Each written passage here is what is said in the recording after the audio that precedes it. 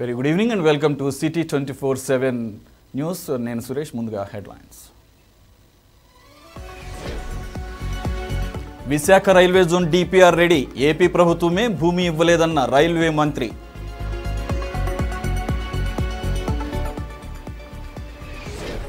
కృష్ణా జలాల్లో 50% వాటా కావాల్సిందే. నదీ బోర్డు సమావేశంలో తెలంగాణ డిమాండ్.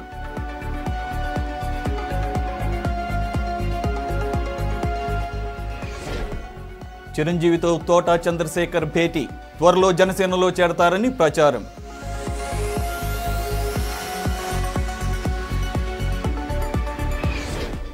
దేశాభివృద్ధిని కొనసాగించే బడ్జెట్ ఇది. నిర్మలా సీతారామన్కు మోదీ ప్రశంస.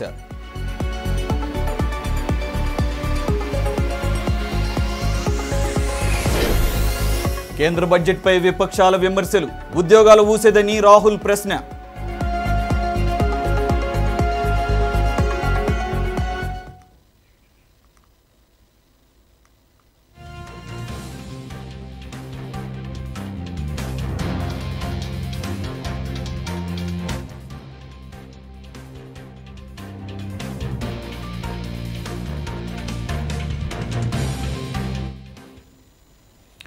రైట్, బులెటిన్లో ముందుగా ఒక బ్రేకింగ్ న్యూస్ చూస్తున్నాం. ఆంధ్రప్రదేశ్ రాష్ట్ర బీఆర్ఎస్ అధ్యక్షులు డాక్టర్ తోట చంద్రశేఖర్ పక్క చూపులు చూస్తున్నారు. జనసేనలో చేరేందుకు లైన్ క్లియర్ చేసుకుంటున్నారు. ఈ మేరకు ఆయన మెగాస్టార్ చిరంజీవితో భేటీ అయినట్లుగా తెలుస్తుంది. గుంటూరు వెస్ట్ టికెట్ కోసం చంద్రశేఖర్ జనసేనలో చేరేందుకు సిద్ధమయ్యారని తెలుస్తుంది. అయితే ఈ విషయంపై క్లారిటీ కోసం 2 రోజుల్లో జనసేనాని పవన్తో ఆయన భేటీ అవుతారని తెలుస్తోంది.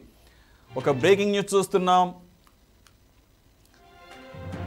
ఆంధ్రప్రదేశ్ రాష్ట్ర బీఆర్ఎస్ అధ్యక్షులు డాక్టర్ తోట చంద్రశేఖర్ పక్క చూపులు చూస్తున్నట్లుగా అర్థమవుతోంది. జనసేనలో చేరేందుకు లైన్ క్లియర్ చేసుకుంటున్నట్లుగా అర్థమవుతోంది. ఈ మేరకు ఆయన మెగాస్టార్ చిరంజీవితో కూడా భేటీ అయ్యారు. గుంటూరు వెస్ట్ టికెట్ కోసం చంద్రశేఖర్ జనసేనలో చేరేందుకు సిద్ధమయ్యారని తెలుస్తోంది. అయితే ఈ విషయంపై క్లారిటీ కోసం 2 రోజుల్లో జనసేనాని పవన్ కళ్యాణ్తో కూడా ఆయన భేటీ అవుతారని తెలుస్తుంది. ఇదే అంశం గురించి మరింత సమాచారం మా ఇన్పుట్ ఎడిటర్ రవీంద్ర అందిస్తారు. Ravindra, good evening.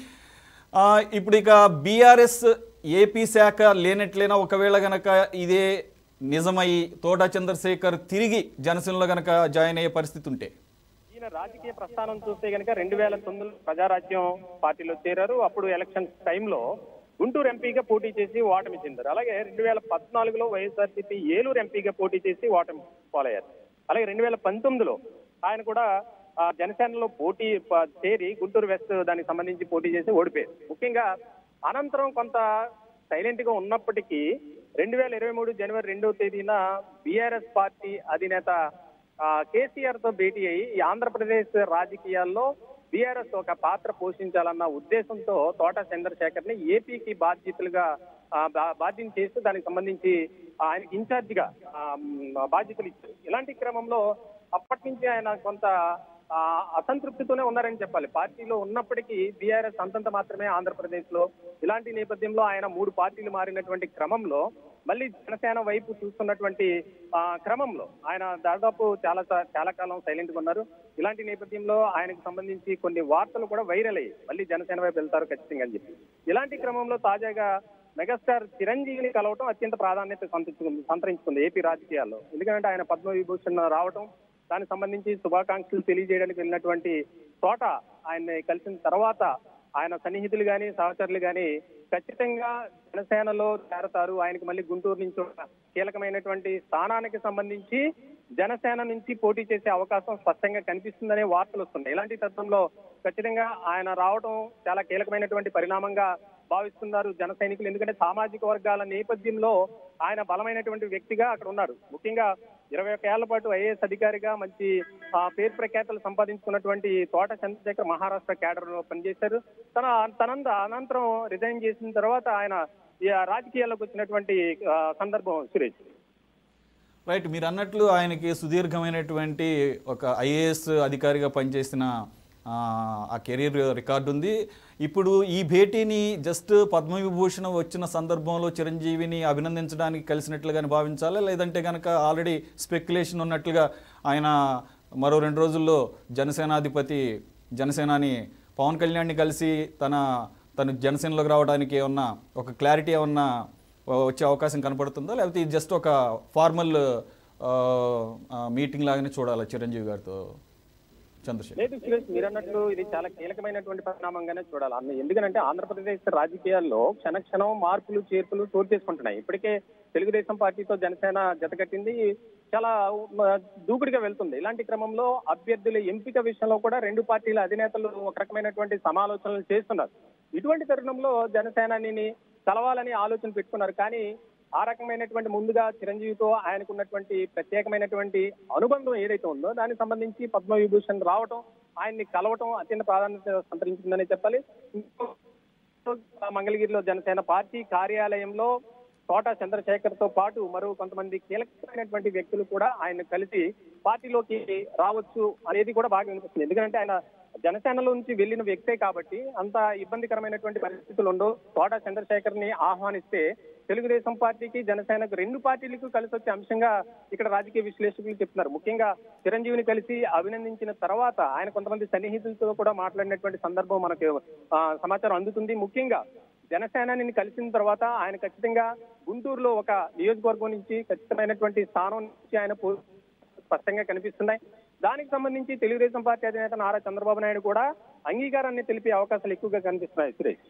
Of course, కానీ ఇక్కడ ఈ టీడీపీ జనసేన పొత్తు నేపథ్యంలో గుంటూరులో ఏ నియోజకవర్గం చంద్రశేఖర్ అడిగే అవకాశం ఉంది? దానికి ఇటు జనసేన అటు టీడీపీ పొత్తులో భాగంగా ఎవరెన్ని స్థానాలు గుంటూరులో ప్రత్యేకంగా ఆ పర్టికులర్ కాన్స్టిట్యుయెన్సీలో ఎవరు పోటీ చేస్తారని ఆ పర్ముటేషన్స్ కాంబినేషన్స్ మీద ఇదంతా కూడా డిపెండ్ అయిన నేపథ్యంలో చంద్రశేఖర్కి ఏమన్నా ఒక క్లారిటీ ఉందా? పర్టికులర్ నియోజకవర్గాన్ని జనసేనకి కేటాయిస్తారు, దాన్ని నేను అడగాలి, లేదా దాని ద్వారా నేను మళ్ళీ జనసేనలోకి ఎంటర్ అవ్వాలనేది ఏమన్నా?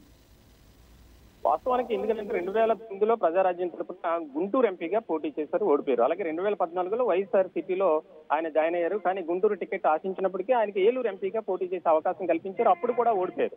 2019లో గుంటూరు జిల్లా నుంచి వెస్ట్ లో పోటీ చేసి అప్పుడు కూడా ఓడిపోయారు. ఇలాంటి క్రమంలో ఆయనకు గుంటూరుతో ఉన్నటువంటి అనుబంధం ఏదైతే ఉందో అనుబంధం నేపథ్యంలో ఖచ్చితంగా ఈసారి గుంటూరు వెస్ట్ నుంచే ఆయన పోటీ చేసే అవకాశాలు స్పష్టంగా కనిపిస్తున్నాయనేది కూడా జనసేన వర్గాల ద్వారా తెలుస్తుంది. ముఖ్యంగా తోట చంద్రశేఖర్ ఆయన వివాదాలకి చాలా దూరంగా ఉంటారు. ఎందుకంటే బీఆర్ఎస్ పార్టీలో చేరిన తర్వాత ఆయన పార్టీ కార్యాలయానికి కూడా వెళ్ళలేనటువంటి పరిస్థితి. ఎందుకంటే అక్కడ ఉన్నటువంటి పరిస్థితులు అలా ఉంది. గుంటూరు మెయిన్ రోడ్ లో పెట్టారు, కానీ అది 6 నెలలు మూతపడి ఉంది. ఎందుకంటే దానికి సరైనటువంటి అద్దె కూడా చెల్లించలేనటువంటి పరిస్థితుల్లో ఇప్పటికే తెలంగాణలో బీఆర్ఎస్ పరిస్థితి అంతంత మాత్రం. బీఆర్ఎస్ పార్టీని పేరు మార్చి టీఆర్ఎస్ గా మార్చే యోచనలో కూడా గులాబీ దళాధిపతి కేసీఆర్ ఉన్నటువంటి నేపథ్యంలో ఇక్కడ చాలా కీలకమైనటువంటి పరిణామంగా ఉంది. ఎందుకంటే రాష్ట్ర వ్యాప్తంగా తెలంగాణకి ఎటువంటి పరిస్థితి ఉంటుంది మనం చూసాం. అలాగే ఇంకొక విషయం, ముఖ్యంగా ఒడిశాకి సంబంధించినటువంటి బీఆర్ఎస్ నేత కూడా ఇన్ఛార్జ్ కూడా రిజైన్ చేశారు. సో ఎట్లా అయినా సరే దాన్ని టీఆర్ఎస్ గా మార్చి ఇటువంటి క్రమంలో మనం రాజకీయ ఉనికిని కాపాడుకోవాలి, రాజకీయ ప్రాబల్యాన్ని మనం నిలుపుకోవాలనుకుంటే ఖచ్చితంగా తోట చంద్రశేఖర్ ఎప్పటి నుంచో ఈ ఆలోచనలో ఉన్నారు.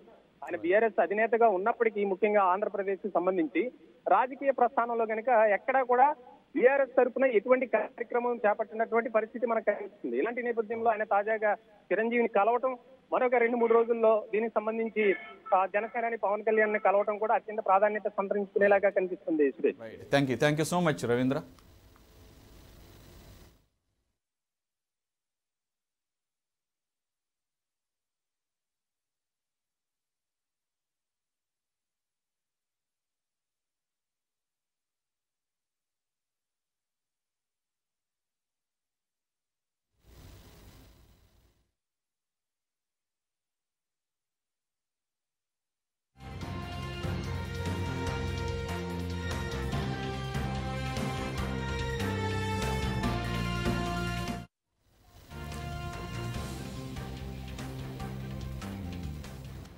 Another breaking news. Visakhapatnam railway zone ఏర్పాటుకు 53 ఎకరాల భూమిని కేటాయించాలని ఏపీ ప్రభుత్వాన్ని అడిగినా ఇప్పటి వరకు స్పందన లేదని రైల్వే శాఖ మంత్రి అశ్విని వైష్ణవ్ చెప్పారు. జోన్ ఏర్పాటుకు డిపిఆర్ సిద్ధమైందని, భూమి ఇస్తే పనులు ప్రారంభించేందుకు సిద్ధంగా ఉన్నట్టు చెప్పారు. బీజేపీ అధికారంలోకి రాకముందు 2009 నుంచి 2014 వరకు ఉమ్మడి ఏపీలో రైల్వే అభివృద్ధికి 886 కోట్ల రూపాయల నిధులు ఇవ్వగా ప్రస్తుత బడ్జెట్లో ఒక్క ఏపీకే 9138 కోట్లు కేటాయించామని ఆయన తెలిపారు.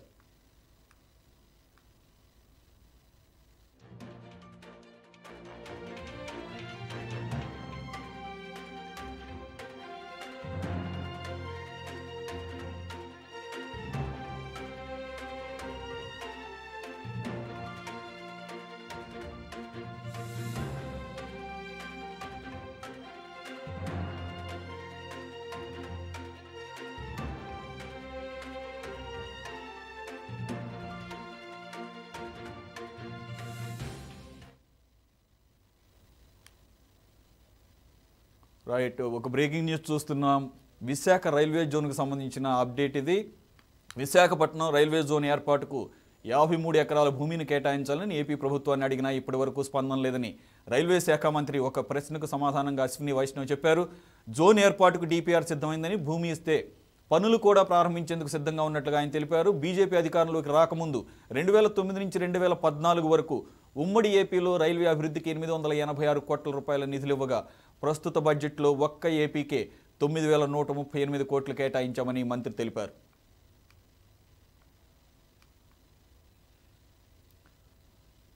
రైట్, విశాఖ రైల్వే జోన్ గురించి రైల్వే మంత్రి రెస్పాన్స్పై పూర్తి సమాచారం మా ఇన్పుట్ ఎడిటర్ రవీంద్ర తెలియజేస్తారు. Ravindra, good evening.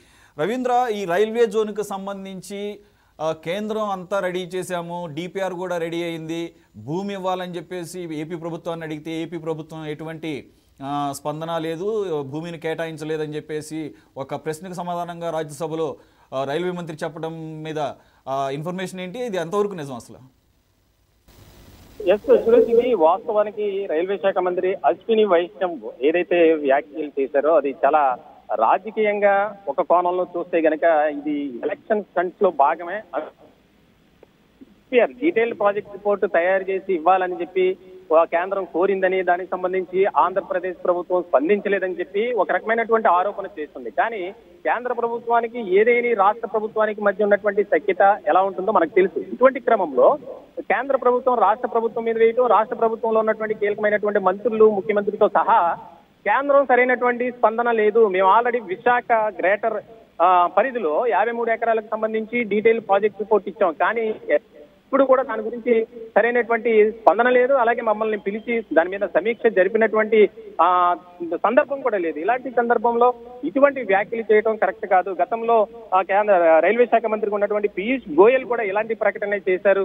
ఇది కేవలం ఎన్నికల్లో భాగంగా చేస్తున్నటువంటి ప్రకటనే. ఎందుకంటే మాకు రైల్వే జోన్ వస్తే మాకు సంతోషమే అని చెప్పి ఆంధ్రప్రదేశ్ సంబంధించినటువంటి వైఎస్ఆర్సీపీ నేతలు ప్రధానంగా చెప్తున్నటువంటి సందర్భం. దక్షిణ కోస్తా రైల్వే జోన్ గా దాన్ని నామకరణం చేస్తాం, దానికి సంబంధించి అభివృద్ధి చేస్తాం, దాని ద్వారా వేలాది మంది నిరుద్యోగులకి ఒక జీవనోపాధి దొరుకుతుందని కూడా రాష్ట్ర ప్రభుత్వంలో ఉన్నటువంటి మంత్రులు చెప్పినటువంటి సందర్భం. దీన్ని కేవలంగా ముఖ్యంగా రాజకీయ కోణంలోనే చూడాలి అని ఆల్రెడీ కొంతమంది దాని మీద రెస్పాండ్ అయినటువంటి పరిస్థితి. ముఖ్యంగా పార్లమెంటు సమావేశాల్లో, లోక్సభలో కొంతమంది అడుగుతున్నటువంటి ప్రశ్నలకు ఈ రకమైనటువంటి జవాబు ఇస్తారు. ముఖ్యంగా ఇటీవల జరిగినటువంటి పార్లమెంటు సమావేశాల్లో టీడీపీ ఎంపీ జయదేవ్ అడిగిన ప్రశ్న రైల్వే శాఖ మంత్రి ఈ ప్రశ్న ఇలాగే సమాధానం ఇచ్చారు. అంటే కేంద్ర ప్రభుత్వం రాష్ట్ర ప్రభుత్వానితో సంప్రదింపులు జరిపి దానికి సంబంధించి తెప్పించుకోవచ్చు డిపిఆర్, కానీ ఈ రకమైనటువంటి ఆరోపణలు చేయడం కరెక్ట్ కాదు, వ్యాఖ్యలు చేయడం కరెక్ట్ కాదు. మేము ఆల్రెడీ దానికి సంబంధించి 53 ఎకరాలు కాదు, అవసరమైతే 500 ఎకరాలు కూడా మేము సమర్పిస్తామని చెప్పి గతంలోనే వైఎస్ఆర్సీపీ సర్కార్లో ఉన్నటువంటి కొంతమంది పెద్దలు చెప్పినటువంటి పరిస్థితి. కాబట్టి ఇది రాజకీయ కోణంలోనే చూడాలి ఖచ్చితంగా అని చెప్పి రాజకీయ విశ్లేషకులు అలాగే ఆంధ్రప్రదేశ్ సంబంధించినటువంటి వైఎస్ఆర్సీపీ నేతలు చెప్తున్నారు. సురేష్, ఎగ్జాక్ట్లీ. రవీంద్ర, ఒక పక్కన ఇటు ఏపీ పిసిసి అధ్యక్షురాలుగా నూతనంగా బాధ్యతలు చేపట్టిన షర్మిల రేపు ఢిల్లీ జంతర్ మంతర్లో ఒకటి స్పెషల్ కేటగిరీకి స్పెషల్ స్టేటస్ ఒకటి, అలాగే విభజన హామీల అమలు కోసం ఆవిడ దీక్ష చేయబోతున్నారు. ఈ పరిస్థితుల్లో మీరు అన్నట్టు ఎన్నికలు కూడా సమీపిస్తున్న తరుణంలో అటు కేంద్రం మాది తప్పు లేదని చెప్పేసి, ఇటు రాష్ట్రం కూడా మా తప్పేం లేదని చెప్పేసి చెప్పడానికి ఒక ఎత్తుగడగా దీన్ని భావించాలా? ఖచ్చితంగా సురేష్, ఎందుకంటే షర్మిల ప్రకటన నేపథ్యంలో జరుగుతున్నటువంటి పరిణామాలు మనం చూస్తున్నాం. రాష్ట్రానికి సంబంధించి మేము రాష్ట్ర అభివృద్ధి కోసం అలాగే విభజన హామీ చట్ట ప్రకారం ప్రతిదీ చేస్తూ వచ్చాం, కానీ ఆంధ్రప్రదేశ్ ప్రభుత్వం నిర్లక్ష్యంగా ఉండటం వల్ల కొంత అభివృద్ధి జరగలేదని కేంద్రం చెప్తుంది. ముఖ్యంగా ఇది త్వరలో జరగబోయే పార్లమెంట్ అలాగే అసెంబ్లీ ఎన్నికలకు సంబంధించి ఒక ఎలక్షన్ స్టంట్ గా మనం భావించాలి ప్రధానంగా. ఎందుకంటే కేంద్రానికి సంబంధించి చేయడానికి సిద్ధంగా ఉన్నప్పుడు రాష్ట్ర ప్రభుత్వం ఎందుకు స్పందించదు, అదొక కోణం ఒకటి. అలాగే షర్మిల ఏదైతే ప్రకటన చేసింది, కీలకమైనటువంటి వ్యాఖ్యలు కూడా మాట్లాడారు. రాష్ట్రానికి సంబంధించి కేంద్రంతో ఫైట్ చేయడంలో జగన్మోహన్ రెడ్డి గారు ఫెయిల్ అయ్యారు, కాబట్టి వాటన్నిటి విషయంలో కాంగ్రెస్ పార్టీ తరఫున నేను ఫైట్ చేస్తాను, ప్రజలకు వివరిస్తానని చెప్పి. ఇలాంటి నేపథ్యంలో ఇది వెంటనే ఈ ప్రకటన రావడం కూడా ఖచ్చితంగా రాజకీయ కోణంలోనే మనం చూడాలి. Suresh, right, thank you very much Ravindra.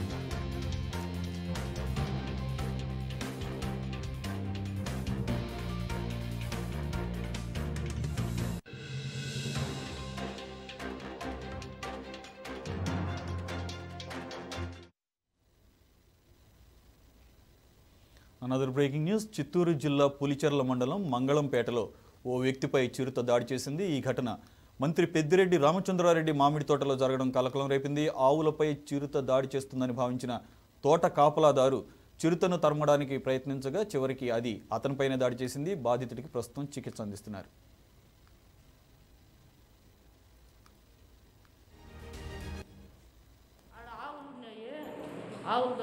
ఆవులు అరిసేసినాయి. అమ్మని ఈ అబ్బాయి పోయినాడు.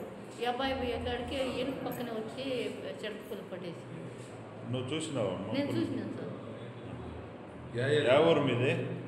మంగళంపేటలో అన్నల తోపులో ఉన్న మినిస్టర్ తోపులో అడవిలో ఆడ ఆవులు ఉన్నాయి.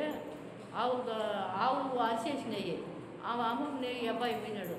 ఈ అబ్బాయి పోయేకాడికి ఇనుపు పక్కన వచ్చి చెడుకులు పట్టేసి. నువ్వు చూసినావా? నేను చూసినాను సార్. ఎవరు మీది? మంగళంపేటలో అన్నల తోపులో ఉన్న మినిస్టర్ తోపులో. మరి అంశాన్ని చూద్దాం. గజ్వేల్ ఎమ్మెల్యేగా కేసీఆర్ ప్రమాణ స్వీకారం చేశారు. స్పీకర్ గడ్డం ప్రసాద్ ఛాంబర్లో ప్రమాణ స్వీకార కార్యక్రమం నిర్వహించారు. స్పీకర్ ప్రసాద్ కేసీఆర్ చేత ప్రమాణ స్వీకారం చేయించారు. మధ్యాహ్నం 12:45 ఎమ్మెల్యేగా కేసీఆర్ ప్రమాణం చేశారు. ముహూర్త సమయానికే ప్రమాణ స్వీకారం పూర్తయింది.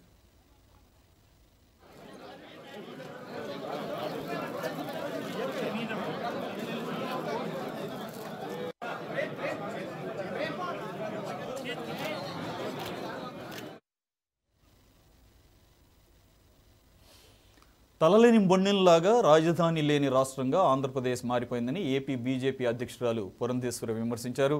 కేంద్ర ప్రభుత్వ పథకాలను రాష్ట్ర ప్రభుత్వ పథకాలుగా సీఎం జగన్ ప్రకటిస్తూ స్టిక్కర్లు అంటించుకుంటున్నారని, అందుకే జగన్ ప్రభుత్వం స్టిక్కర్ల ప్రభుత్వంగా మిగిలిపోతోందని పురంధేశ్వరి ఎద్దేవా చేశారు.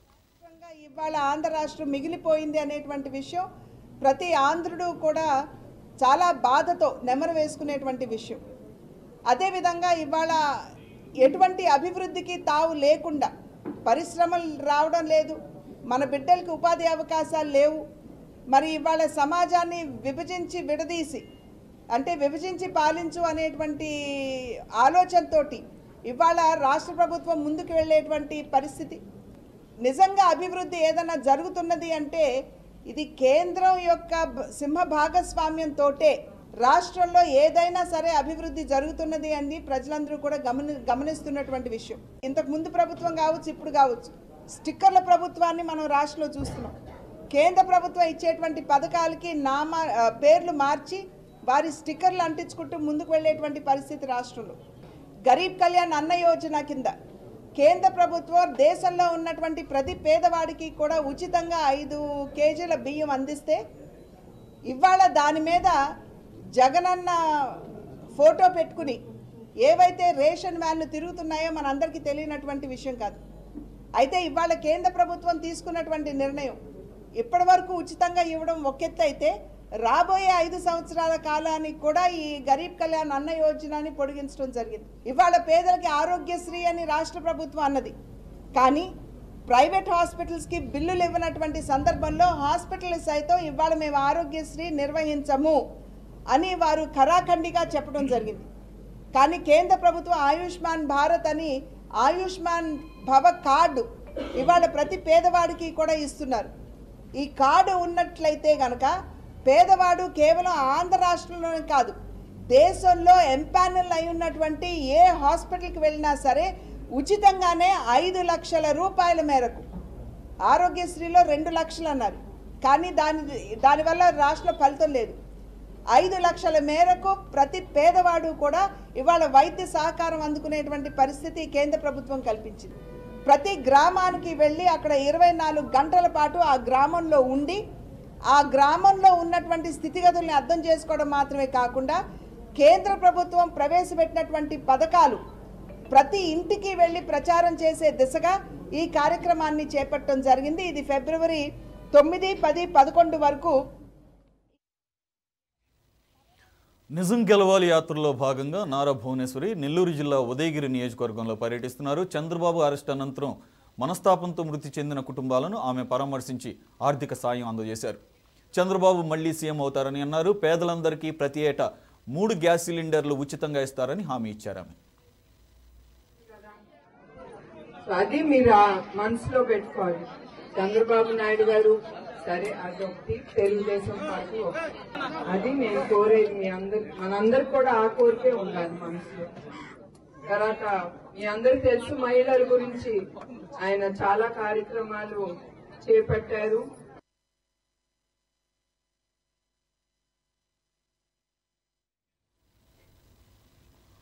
ఎంపీ కేశినేని నానికి మతి భ్రమించిందని ఆయన సోదరుడు చిన్ని విమర్శించారు. వైసీపీలో నాని చేరడంతో సైకోలందరూ ఒకే చోట చేరారని మండిపడ్డారు. 3 లక్షల ఓట్ల తేడాతో ఓడిపోతాడని, దేవినేని అవినాష్ ముఖ్య అంచరుడిగా మారి ఇష్టం వచ్చినట్లు మాట్లాడుతున్నారని ధ్వజమెత్తారు. కేశినేని నాని ప్రజా జీవితానికి ఇక కాలం చెల్లిందని హెచ్చరించారు. చంద్రబాబును ముఖ్యమంత్రిని చేయాలని రాష్ట్ర ప్రజలు ఆతృతతో ఎదురు చూస్తున్నారని చిన్ని పేర్కొన్నారు. మతి భ్రమించి ఇష్టం వచ్చినట్టు మాట్లాడుతున్నారు. వారికి ఓటమి భయం పట్టుకుంది. ఆ ఓటమి భయంతో ఆయన ఏం మాట్లాడుతున్నాడో ఆయనకే అర్థం కావట్లేదు. కొంతమంది పిచ్చి కుక్కలని, ఊర కుక్కలని ఇట్లా ఇష్టం వచ్చినట్టు మాట్లాడుతున్నారు.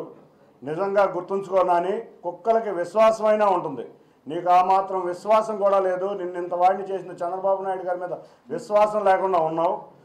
వాటికి ఉన్న విశ్వాసత కూడా నీ దగ్గర లేదు. అంతేకాకుండా ఒకటే చెప్తున్నాం, నీకు మతి భ్రమించింది. పక్షులు ఒకే రకం పక్షులన్నీ ఒకే గూటికి చేరినట్టు సైకోలన్నీ ఒక సైకో పార్టీ చెంతకు చేరినాయి. కాబట్టి మీరందరూ ఏమి చేసినా రాష్ట్ర ప్రజలు వాళ్ళ చంద్రబాబు నాయుడు గారిని ముఖ్యమంత్రిని చేయాలని ఎంతో ఆతృతతో ఎదురు చూస్తున్నారు. తప్పకుండా రాష్ట్ర ప్రజలు చంద్రబాబు నాయుడు గారిని 175 నియోజకవర్గాల్లో 165 నియోజకవర్గాల్లో పైగా ఉమ్మడి తెలుగుదేశం జనసేన అభ్యర్థులు గెలవబోతున్నారు. అంతేకాకుండా ఆశ్చర్యకరమైన రీతిలో పులివెందుల్లో కూడా జగన్ ఓడిపోబోతున్నారు. తిరుపతిలోని మహతి ఆడిటోరియం సమీపంలో అగ్ని ప్రమాదం సంభవించింది. గుర్తు తెలియని వ్యక్తులు బిల్డింగ్ పైన టైర్లు తగలబెట్టడంతో ప్రమాదం జరిగిందని స్థానికులు అంటున్నారు. సమాచారం అందుకున్న అగ్నిమాపక సిబ్బంది మంటలను అదుపు చేశారు. మంటలు చెలరేగడంతో స్థానికులంతా అక్కడి నుంచి పరుగులు తీశారు. ఘటనపై కేసు నమోదు చేసిన పోలీసులు విచారణ చేపట్టారు.